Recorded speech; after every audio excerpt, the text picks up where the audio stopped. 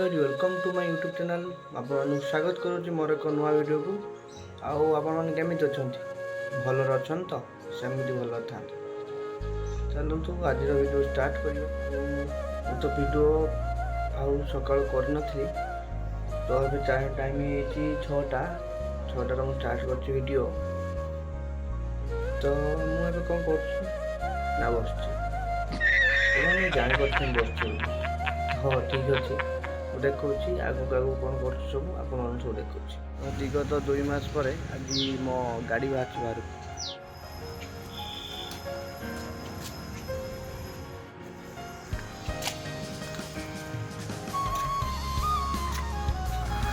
ଦୁଇ ମାସ ପରେ ମୁଁ ପୁଣି ଥରେ ଗାଡ଼ି ଚଲାଉଛି। ଆଉ 2 ମାସ ଯେଉଁ କଷ୍ଟ ହେଇଛି ସେଟା ମୁଁ ହିଁ ଜାଣିଛି। ଆଉ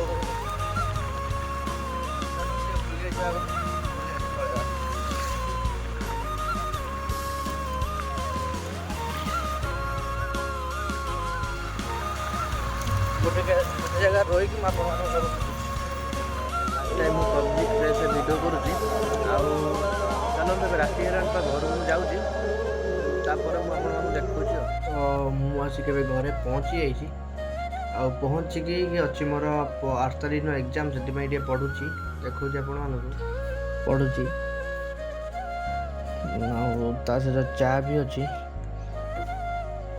ଠିକ୍ ଅଛି, ମୁଁ ଟିକେ ପଢ଼ିଦିଏ, ପୁଣି ଆପଣମାନଙ୍କ ସହ ଦେଖା ହେଉଛି। ଆପଣମାନଙ୍କୁ କେମିତି ଦେଖିଦେଲି।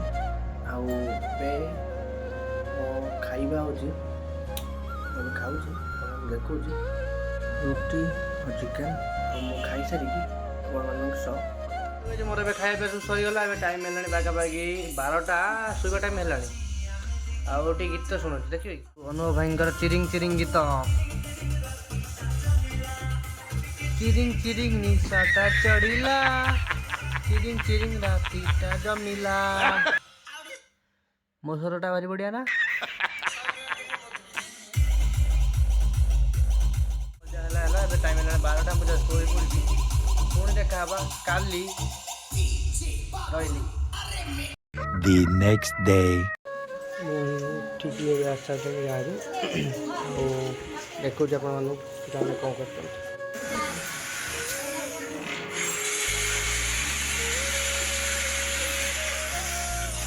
ଶିବପ୍ରସାଦ ଭଞ୍ଜ,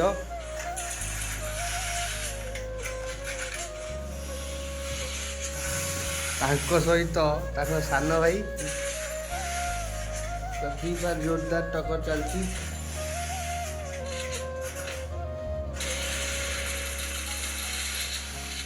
ମାଡ଼ ପୁରା 100 ରହୁଛି।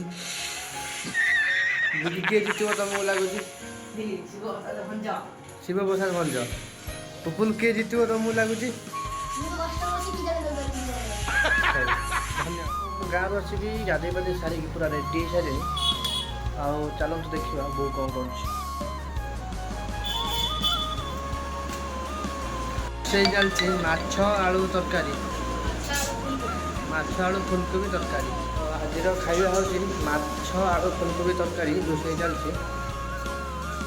ତ ଏବେ ମୁଁ ଖାଉଛି ବିରିୟାନୀ ଆଉ ମାଛ ତରକାରୀ। ତ ଖାଇବା ପିଇବା ସରିଯାଇଛି, ସେଥିପାଇଁ ଏବେ ବ୍ଲଗ୍କୁ ଏଣ୍ଡ କରିବାକୁ ଯାଉଛି। ଯଦି ଆପଣମାନଙ୍କୁ ଭିଡ଼ିଓଟି ଭଲ ଲାଗିଥିବ, ଲାଇକ୍ କମେଣ୍ଟ ସେୟାର ଓ ସବସ୍କ୍ରାଇବ୍ କରିବେ।